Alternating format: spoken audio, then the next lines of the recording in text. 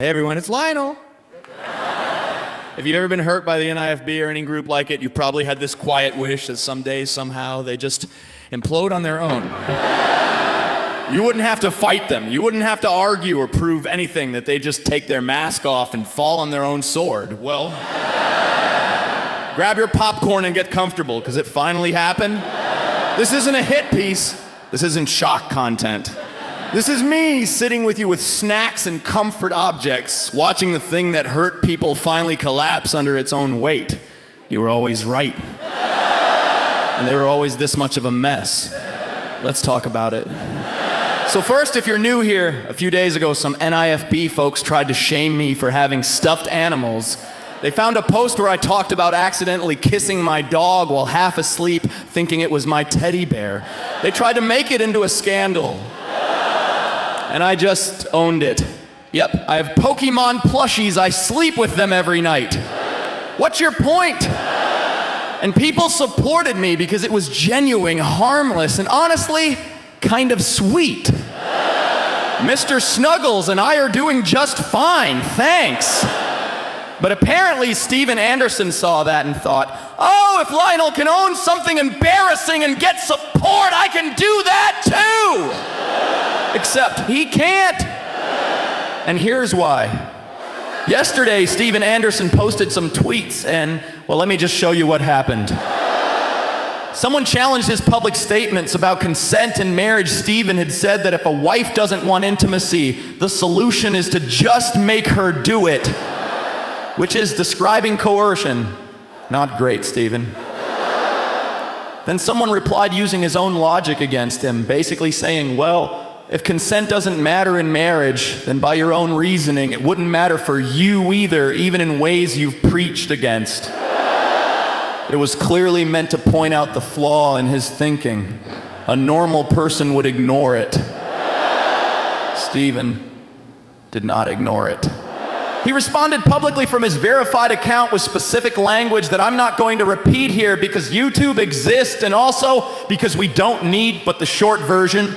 He essentially admitted to a marital thingy that contradicts 20 years of his own preaching and added LOL and hit send. Now, here's the thing. For 20 years, this man has screamed about biblical masculinity, male authority, what he considers natural versus unnatural behavior, Romans 1 and proper marital roles, and then he publicly admitted to the opposite. Not because anyone forced him to, not because he got caught, but because he was so desperate to seem unbothered, so desperate to win an argument online that he just said it out loud to everyone, thinking it made him look strong. If you ever escaped this movement, if you ever left and people told you that you were wrong, that you were bitter, that you didn't understand, today is your vindication day. You were right. You were always right. You said it was abusive, it was. You said it was hypocritical, it was. You said the theology was twisted, it was. You said something was deeply wrong, something was. And now, the leader of the movement just proved it himself. You didn't have to argue. You didn't have to convince anyone. He just showed everyone exactly who he was on his own in 2 tweets with LOL at the end.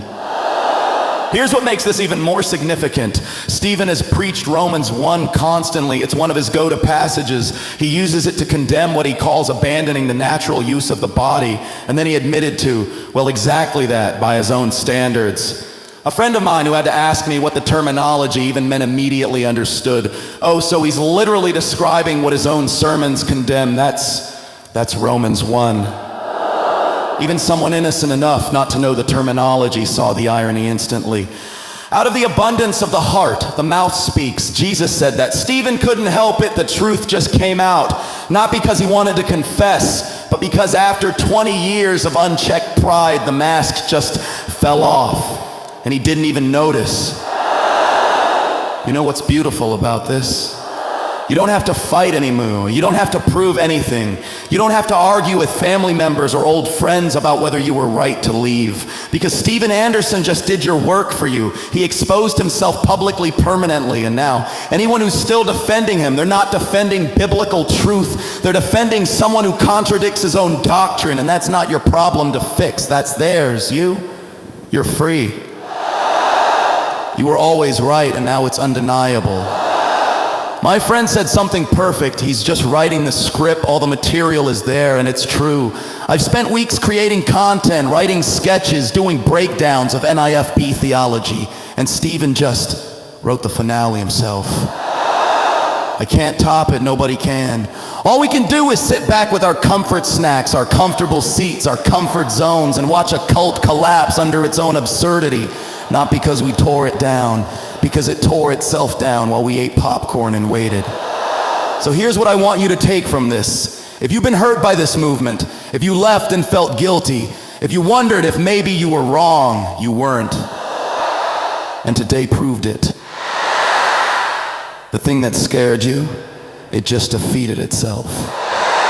You don't have to run anymore. You don't have to hide. You don't have to prove anything. Just sit here with me, with your comfort objects, with your chosen family, with people who actually love you, and watch the truth do what it always does.